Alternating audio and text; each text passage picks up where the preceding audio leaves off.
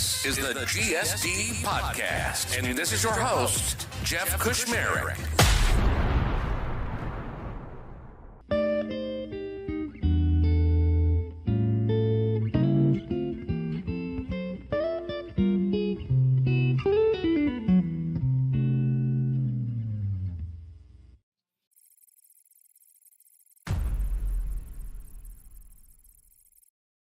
So I've got Jay Nathan with me. So interesting thing, Jay's been on the podcast, but we've got some topics that we wanted to go over. A lot of people think about Jay as community, but I don't even think community when I think Jay Nathan. I think like consigliere, like. Well, I wasn't expecting that. Oh yeah, like I've got a question. I want to talk to Jay about this, right? Well, I talk to a lot of people. I get a lot of perspectives. I don't always know what the right answer is, but I always have ideas. You sound good saying it. Well, thank you. So, not saying you hang on all of my posts and every words, but something came up on a reaction. So I wrote this thing about, I can't remember what it was about. It was a video about, I had posted a thing over the weekend. I know 2 people looking for VPs. And I kept getting all these people like, oh, tell them, here's my profile. Tell them I'm very empathetic and customer-centric. And I'm like, and like Jay and I have talked offline about my thoughts on that. So that's fine. Got a comment on there that I literally wanted to just chat about with you today because you wrote a little bit about it over the weekend. And so basically somebody said, my post just basically said, I'm turning every CSMs into account management. And I'm like, I actually don't have a problem with that. Because I think one time we were chatting and you were like, what would you call customer success if you had to rename it? And I was like, account management, like what most of the world calls it. Yeah. But I know I don't have that right. So I figured we should chat about that. We talked before about the advent of telemetry, getting data, and now being able to kind of, differentiate between account management. But that's where my very thin line on this kind of draws out there. So, yeah. I think a little bit about, okay, if you're a people leader, if you're a manager or an executive, is it your responsibility to drive loyalty in your team and make the team successful? Or is there somebody else whose job that is as a leader? I would think that as you as a leader is that, right? Okay. Well, I understood the correct question correctly. I'm glad we agree on that. Yes, you did understand the question correctly. My point is, we've all got day jobs, right? And our day jobs in a company are usually involved with moving the business forward in some way, right? Now, we do that in different ways, right? As a manager, I spend time doing all sorts of things to move the business forward, keeping the team together, recruiting, helping customers, giving feedback into the product team, working closely with our leaders in our sales team to make sure we're selling the right customers and selling the right way. So it's not unheard of to have multiple different things to be responsible for, especially as you rise through the ranks of a company and into management, into leadership, eventually into executive leadership. I don't think that there's anything wrong with saying, look, well, first of all, let me back up. My post this weekend on my newsletter, customersuccess.io, talked about having different metrics, right? We often conflate renewal rates, retention, advocacy, LTV, with customer success. But if you really strip all that away and say, okay, like what is customer success? It's a result that the customer gets, and there's a way to measure that.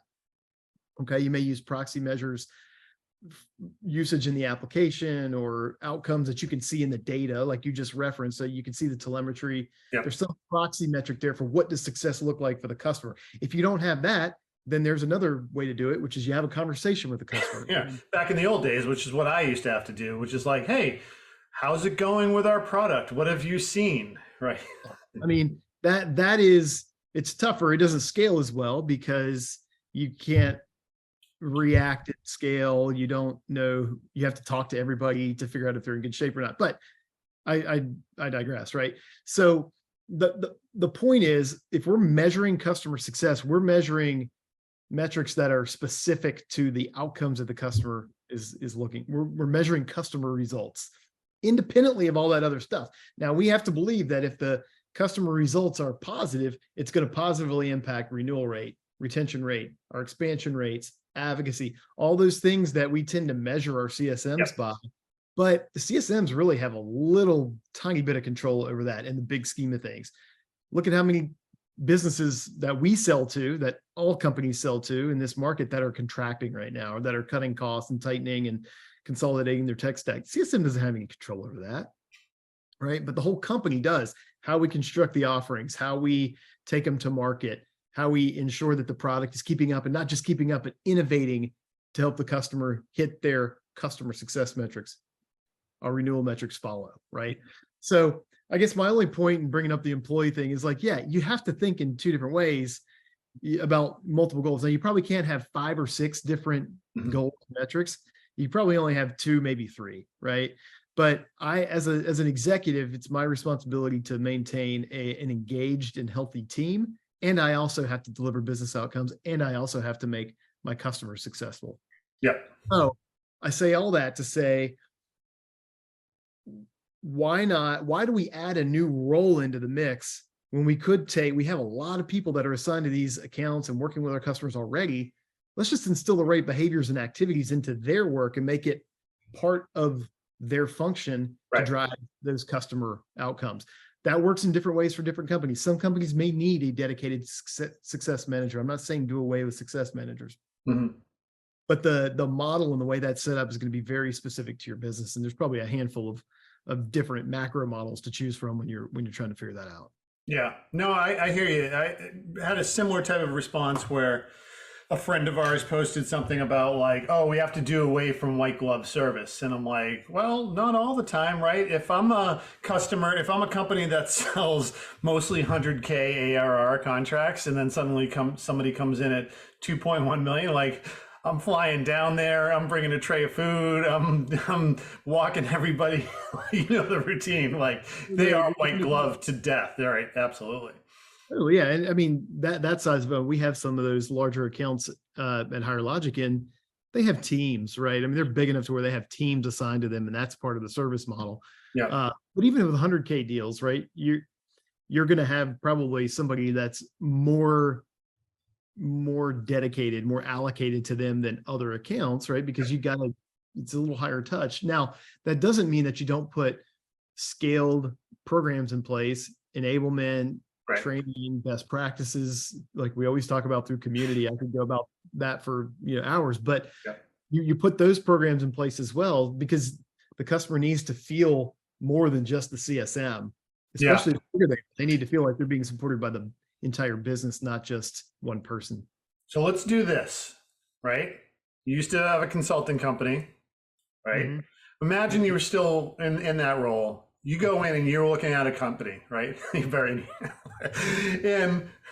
and you realize they have an account management team, right? And you go into it and you say, are you doing QBRs? Are you doing this and that and everything? And they're like, no, we're not doing that. We've got a pretty good renewal rate though.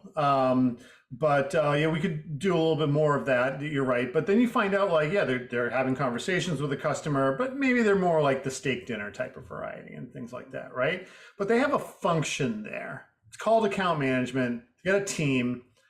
Would you then say we need to go create a new function? Or would you say, let's train these account managers on the best practices of CS? The first thing I would do before trying to make that decision is I would go figure out what data that I had on the health of those customers from a customer success standpoint. Got it. Yep. I'd look at their customer their outcomes, right? Those proxy measures that we talked about. I'd look at their renewal rates. I'd segment the customer base and look at different bands of customers. Yep. We have hotspots in retention. Do we think we can do something about those things? And then I would design programs specific to mitigating those issues and driving the customer success up. Yes. Then figure out how to staff those programs That staffing solution might include a dedicated role. It might include a scaled role. Yep. It might include a CSM role. So I would never come in and make that decision black and white. That's just not how. Yeah. You got to do the work to figure it out. And people who come in and blindly, like you mentioned, QBRs. Well, okay, great. So we go run a QBR with all these companies that are our customers out of the account management team. What does it accomplish? What are you trying to accomplish with the QBR? That's a program. Right. It's just a very expensive program. Yeah. And one day your account managers then going to be, it's going to put load on them. They're going to be sweating it. They're not going to be selling. If you want them to sell, they're not going to be selling. They're going to be doing that. So what do you want to accomplish with QBRs? Yeah. It may be a very critical program to have in your CS practice. Yeah. But until you do the work to understand why you're doing that, then I would not install that. Yeah. That's the problem with what's happening now, is that people are just blindly going out and say, well, we have to create a CSM team. We have to do QBRs. Well, why? Right. Figure out what your problem is first and then solve it. I agree. Yeah. And I'm in a similar, one of my customers in the similar thing. Like, I don't necessarily think they need QBRs for a certain level, but then we get into that white glove thing that we're talking about. Yeah. Top of the triangle probably needs QBRs, not in the format that we all like to write about why they're bad, but yeah, absolutely. Great. Jay, appreciate it. Oh man, it's always fun to do this. Yeah. Fun. We'll do some more. Let me when we wrap up here, and let me hit pause for 1 second, and till the next time.